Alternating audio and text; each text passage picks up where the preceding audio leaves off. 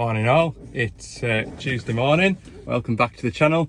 Today I'm going to go back to that 225 with the noisy hydraulics, and I'm going to have a look at a new machine as well, see how it does and see what various pressures are doing beforehand, just so I've got a bit more of a foundation to work off, if you like. The weather though is there's definitely more chance of getting a good shower of rain today, so perhaps strategically not the best idea leaving it yesterday, but you get to the point where you think, am I just wasting time here? Do I need to go and have a think and go back to it with fresh eyes as well? So I have just picked up an accumulator, just in case I do decide it is the accumulator. Other than that, we haven't got many other bits and pieces in stock that I would maybe like to try. So yeah, we'll just have to see. So yeah, I'm gonna head over and have a look at this new 225 and go from there. Right, different day to what was advertised. Yeah, I've had a number of phone calls and one thing or another, and it has been determined that me and my service manager will visit said machine early next week to hopefully come up with a solution to the vibrating problem. So I'm going to head back down to Carlisle and I'm going to PDI a DX140 LCR. That is what I'm going to do. Yeah, PDI a machine, a big machine, well, bigger machine to what I usually do down at Carlisle. So I'll show you that, something different. Right, we are just after lunch. Been on with this since about 11:30, and just as I was tracking it around off the display area at the front, our wagon turned up, which was handy because he was fetching me this ditching bucket. So I've got that on, so I know the quick hitch works. A couple of things I like to do down at this end is, I don't like to see these quick hitch pipes tied together because it just encourages them to rub against this chrome here. So I'll separate them, and I'll probably wrap a bit of plastic spiral wrap around it as well, because otherwise this metal protection rubs the paint off up here like that. As you can see, the machine is absolutely filthy, so it's going to need a right good wash. I've been in and set the dashboard up, so I'm showing the right date and time. Machine thought the date was 2065. God, how old will I be in 2065? What, we're now 22. So I'll be, oh God, 73? Oh, that's a miserable thought, isn't it? 73, is that right? Yeah. 2065, I'll be 73. That is a grim realisation, that. Goodness me. Anyway, I'm sure this machine will still be somewhere. Right, I'll get on a bit more. Just nipped into the stores there to get a couple of bits for this digger, and noticed there was a little cardboard box waiting for us. So I think this is off Dave. He works for Hydroquip down in the sort of Midlands area. I think he said he's from Leicester. Anyway, thanks very much, Dave. We've got a nice baseball hat, which I'll certainly make use of, because this one's ready to go in the washing machine now. So while this one's in the washing machine, I'll make use of that. Got a t-shirt, look. Very good. Certainly make use of this refillable water bottle. Nice one. And a few pens. Never have enough pens, definitely.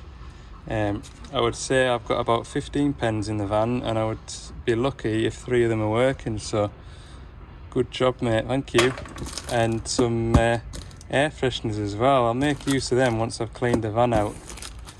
The van at the minute, I'll show you, look. Filthy. Absolute disgrace. Look at that down there. So I'll get the air fresheners hung out, and yeah, spot on. Thanks very much, Dave, appreciate that.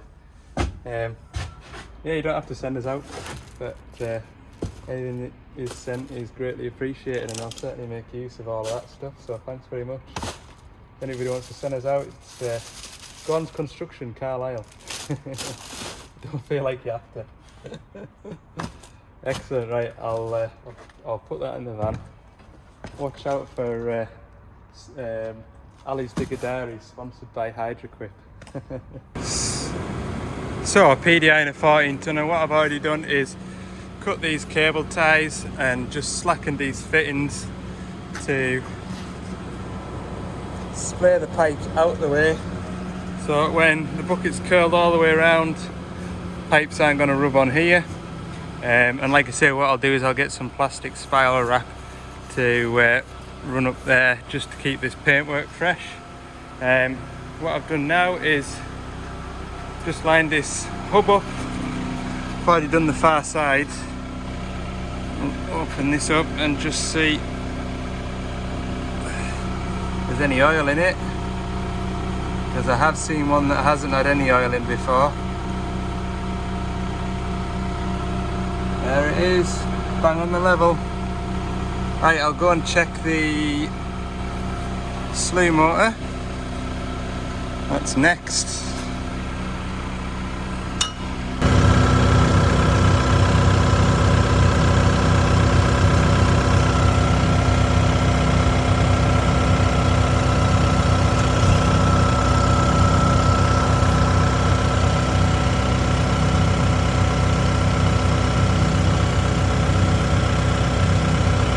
The slew motor oil, the gearbox oil, is right on the very, about halfway up the dipstick, so I'll top that up. So I've put some plastic guarding on here. Like I say, that's to protect this paintwork on here, because what I've seen is this metal work, this metal spiral wrap will rub the paint off up here. It just makes the machine look a bit untidy, so that's one job off my list. Next job that I like to do with these 140s when I'm PDIing them, this grease nipple is notoriously bad on both sides to get at because of the orientation of this pipe here. What you have to do is either try and curl the arm round and sort of force the pipes apart. So what I'll do here is put a 45-degree angle grease nipple in. I'll show you that in a sec. There we go, so you can see the difference now. That's pointing straight out towards me, so when I want to grease the machine, it'll plug straight on. I can grease it like that, and then if I curl the arm round in itself, I can get the grease nipple on again and grease both sides of the pin. So that's not just for my benefit, but for whoever's owning the machine, they can get grease to both sides of the pin, because I know that these grease points here are hard work to try and get onto, to get both sides of the pin greased. That's the other side done now. A couple other grease nipples that I'll change. I mean, these ones aren't too bad, but just in the past I've had a couple of complaints about how these first two grease nipples here are bad to get onto because of how these pipes lay. To be fair, these ones aren't too bad, but God, they're tight.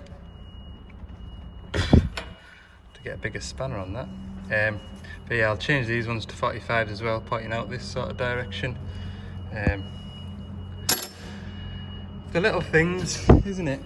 It's the little things. These are just things, sort of complaints or criticisms that you pick up over the years, and if it's something that's easy sorted and cheap to do as well, you might as well do it on PDI and save the not aggro, but the sort of complaints, criticisms later on down the line, I suppose you could say. So, goodness me, they are very, very tight.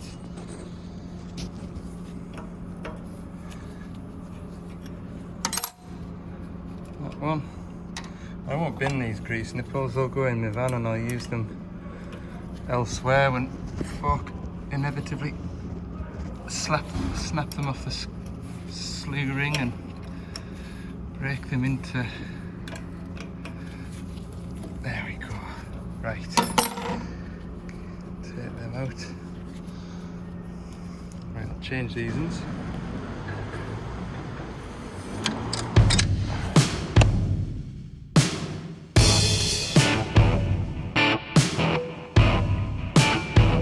Honey, I need love.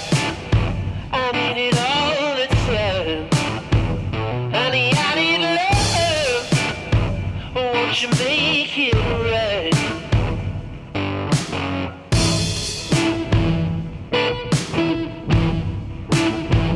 Honey, I need love. I need it all the time. So that's the extras put on, which is the green beacon. I've fitted this mirror, set all the mirrors up so that you can see out. What else have I to do? When I checked the final drive oil there, it spat a load out at me because it was a little bit full. What else have I got? Oh, I need to just tip this mirror down a little bit. So yeah, tomorrow I'm gonna grease it. What else? Grease. Wash. Needs a right good clean, doesn't it? I've got hydraulic oil to top up. But yeah, leave that for today.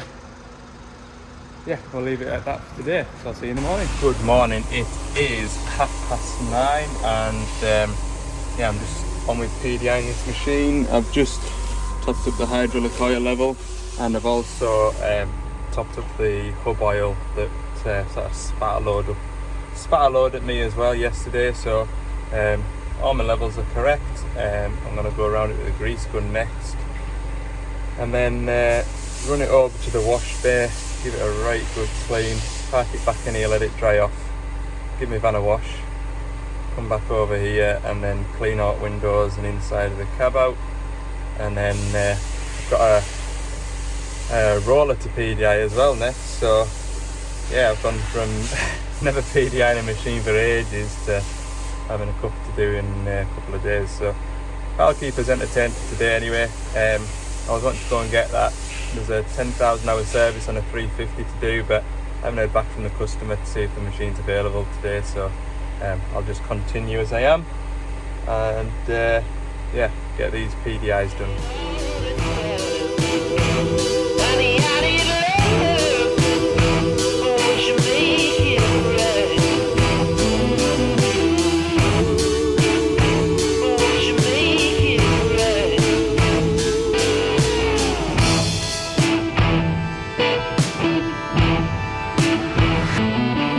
I'll give it to you if you give it to me. I'll give it to you if you give it to me. I'll give it to you if you give it to me. I'll give it to you if you give it to me. So that's how I grease the machine. I'll stretch the arm right out in front of it, do all the grease points that I can get to, and then what's good to do is curl the arm right in and grease those points up there again so you're getting grease to both sides of the pin, and also raise the arm or raise the boom right up and grease this kingpin again just to get grease on both sides of it.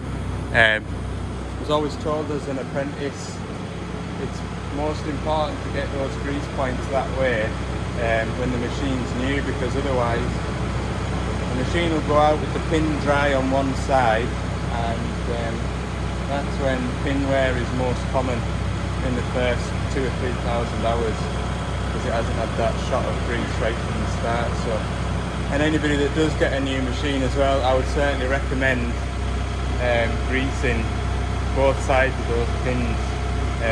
Certainly for the first 2,000 hours, just get grease both sides, and then you've got a good coating on there. So that'd be my top tip anyway if you're getting a new machine.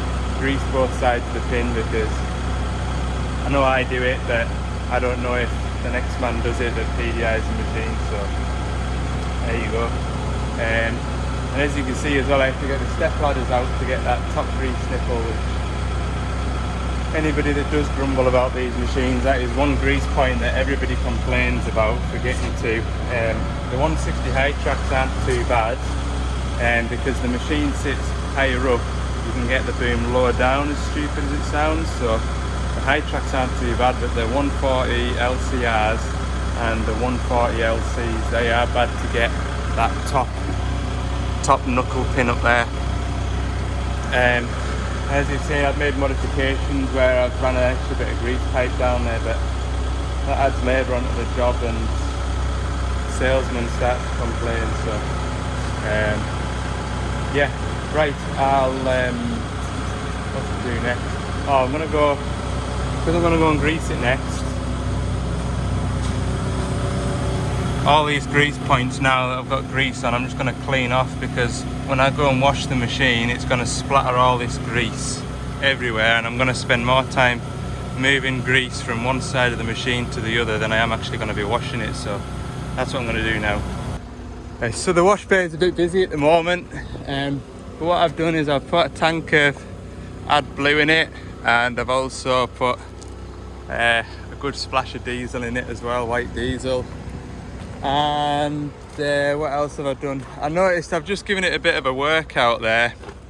I noticed the dipper arm coming in was a bit jerky, so I've just bled up the lock valve, the pilot feed up to the lock valve.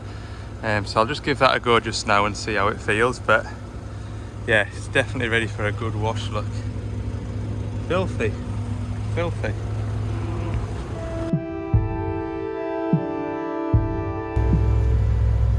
Have a look at the hydraulic pressures as well while we're here. So I'll just lift the arm all the way up, since though we haven't got a roof to worry about hitting. Just make sure we're looking for about 330 odd bar.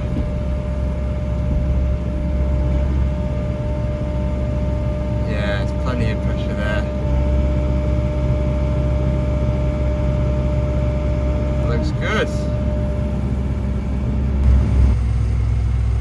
I'll show you around these new screens as well. So this is what your home screen will look like. You've got the camera as standard. If you tap it, it'll show you the second camera, which is the side camera. Tap it again, you've got both cameras on a split screen. And then back to the rear view camera. Down this side here, you've got your work mode at the bottom here, which is in dig at the moment. You've got lift, and you've got one way and two way. And just at the bottom there, any of these two selections here, you can set the flow rate, so you can up it or down it. That's like your quick selection there. But what I would recommend doing is going into the machine attachment management, selecting these, say one way, and having 3 or 4 different presets. So if you've got a, I don't know, like a mulcher, you might have that as number 1. If you've got a hammer, you might have that as number 2, and you'd have these presets. So when you attach your mulcher, you'll just select your mulcher and off you go. You don't need to, this setting down here is just more for fine tuning it. But I'll show you how to set it up in a moment. Next up here, I'll change my work mode back to dig again. Next up here, we've got your engine power modes. At the moment we're in Power Plus. When I key on, it'll be in standard. There is a setting in the dash, so if you want it to be working in Power Plus all the time, there's a setting in the dash that'll default to Power Plus or Power or Economy. Next on here, you've got your main information, your trip, so to speak. So the machine's done 13 hours. If I was to reset, that would reset to 0. So if you were on a time job, what you would do is at the start of your day, you'd reset the clock, and that would reset all your stats down here. So once you've finished at the end of the day, you've done, for example, I've finished at the end of my day now, I've done 13.1 hours, I've used 65 litres of diesel, and I've averaged it at about 5 litres an hour. And then down at the bottom here, we've got the soot level. So at the moment you can see it's in the green, and what will happen is once it gets up towards the yellow here, it should all the criteria be met, so the engine's running, it's working at a decent temperature, the machine will go into an auto desox or an auto regen. The machine will do a regen happily while you're working. You don't need to stop or interfere with it. The only reason you need to interfere with a regen would be if you were working inside a shed among sawdust or paper in some sort of recycling facility, in which case you press this regeneration button down and that would inhibit the regeneration. And then what I would recommend you do is track outside, put the machine in a safe environment, make sure you've got nothing flammable anywhere near your exhaust. Put the pilot lever in the down position, press and hold the button towards the window for 3 to 4 seconds is normally what I find works best, and release it. It'll then do a force regen. If you're doing a force regen, you can't work the machine while it's doing a force regen. So that's the difference between an auto regen and a force regen. Force regen, you can't work the machine while it's doing it. And then finally up here you've got your favourites. So I've set the favourites up at the moment as having the user menu, the maintenance clock and the monitoring section. So in the monitoring section the operator can quickly take a glance at what his main hydraulic pressures are doing, what the battery voltage and the alternator voltage is, and what the fuel level is in percentage, as well as the engine RPM. This is fully customizable, so you could, if you really wanted to, you could see what the coolant temperature was in degrees, you could see what your PX pressure was, etc, etc, or they call it PA pressure on these newer ones now. But yeah, that's all customizable to what you would like to see. But I've just put the sort of main stats that you might want to see while you're running the machine. In here, in the maintenance, so this is a shortcut straight to the maintenance section. So if the operator wants to see how far off a service it is, you can see it straight away. As you can see, I've set the first service up to 250 hours and it's 13 hours into its 250 hours. You've also here got confirmation of warning signs. So if you were to get a check engine light or a check machine light, what you can either do is touch the check engine light and it'll tell you on the screen what's wrong with it, or if you've got multiple, then you can go into maintenance, confirmation of warning sign, and it'll tell you what the warning sign means. So that's your home menu. As you see, you've got your AdBlue level, you've got your fuel level, hydraulic oil temperature and your coolant temperature, engine RPM down in this corner, and here we've got the radio. In the radio you've got DAB, you've got your AM FM, you've got your Bluetooth, and you can also, once you've got your Bluetooth connected, you can make phone calls.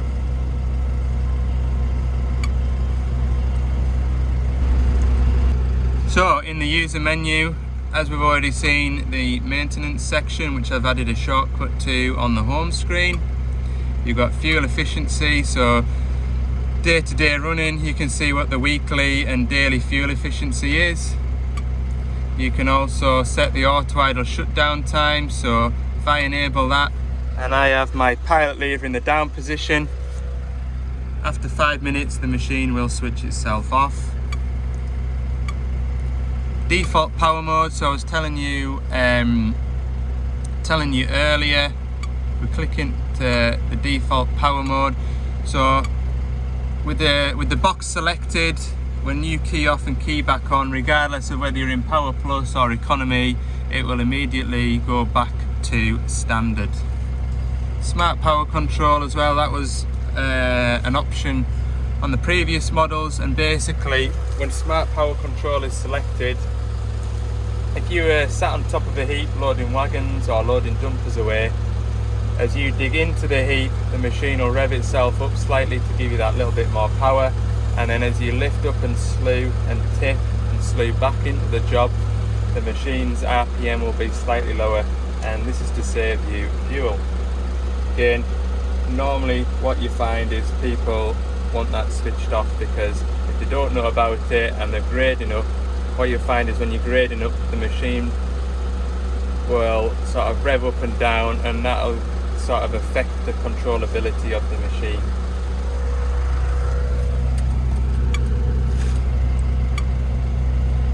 And then the auto idle time. So for the length of, so at the moment it's set to 4 seconds, and so once I've let go of the levers, after 4 seconds it'll auto idle, so the machine will rev down to idle. And you can set that time for 30 seconds or 2 seconds, anywhere in that time range. Into machine configuration, we've got various different settings for the thumb wheel, so we can have it slow, normal and fast. Joystick one touch, so this is your spare button here. At the moment we've got it set to the wiper. You could have it set to the camera, so instead of touching the screen to see the different view of the camera, you could press the button and it would change from the rear view to the side view, etc. And then you've got mute audio, so I believe if your phone's connected via Bluetooth, you can press that button and the phone will answer, but don't quote me on that, I haven't tried it myself.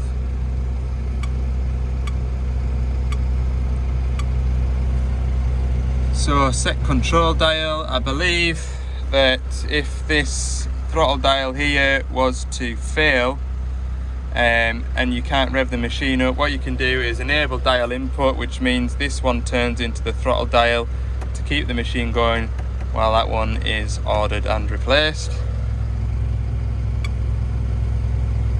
And camera guidelines, so again that's just the markers on the camera just to show you how far away from objects you are. Attachment management, so you've got your settings for one way, you've got your settings for two way, you've got your operation times, and you can have the option of working your two way and one way off the thumb wheel, or you can have it working off the foot pedal, whichever you decide. Most people will leave it in the joystick.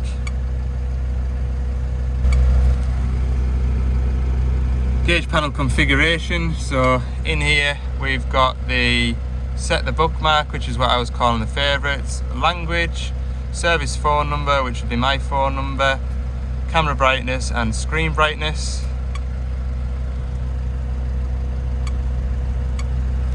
And finally operator management, so if an owner of the machine doesn't trust Bob to run a hammer, then the owner can set a password up that only Bob knows, and the machine will be set up so that Bob isn't allowed to activate the one-way function. You can also have Barry, and he's allowed to use the hammer. And Barry has his own password, so when he jumps onto this machine, puts his password in, he's got his settings for his hammer activated. So that's what operator management is about. And that's it, that's the new dash. Hopefully you found that interesting. I'll go and see if the washer's available now. Looks like they're packing up. I'll give it to you, if you give it to me. I'll give it to you, if you give it to me.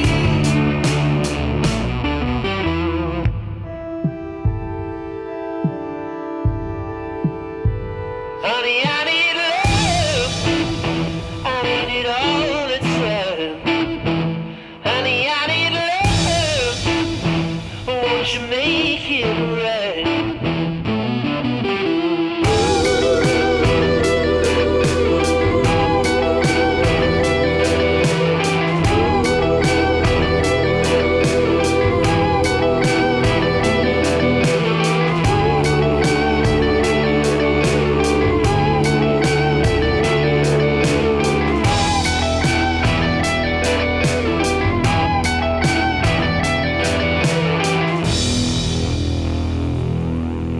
Right, that's the first wash done. What I'm going to do is just going to move it over a metre so I'm not washing this stone away. Yeah, wash it, And then what I do is move it, change the bucket to curled all the way in, and give it a second wash, put some more soap on, put some more degreaser on, and yeah, give it a right good do, because it is filthy. And then I'll fetch my van over while everybody's on lunch, get the van washed too. Oh, not my favourite job, washing diggers, because like I say, you just end up moving grease from one end of the machine to the other, but I've done my best to try and keep grease down to a minimum. I'll give it to you if you give it to me. I'll give it to you if you give it to me. I'll give it to you if you give it to me. I'll give it to you. So that's the machine, all washed off, nice and clean on the outside. I'll just do a little bit of tidying up on the inside, get all this dust cleaned off and where I've had my feet on the pedals and things like that. But yeah, that's another digger ready to be released into the wild, hopefully. I'm sure it'll be a good machine for somebody. Right, we'll get on with the next job. Right, that's the end of the day. Sorry I got sidetracked by one or two of the bits and pieces this afternoon, but yeah, that's that 140 PDI'd. I did a little bit on the roller, but I haven't just finished it, so I'll show you that. Tomorrow I'm going to go and service a 350 loading shovel, 10,000 hour service on the landfill site, so that'll be most of the day, and then we'll probably get back and finish that roller off. And Friday I've a new machine to go and install with a customer, so I'll take you along for that as well. Right, thanks very much for watching, and don't forget, if you haven't already, hit the subscribe button, hit the like button. Like button's important, I think, so if you enjoyed the video, give it a little like, and yeah, see you tomorrow.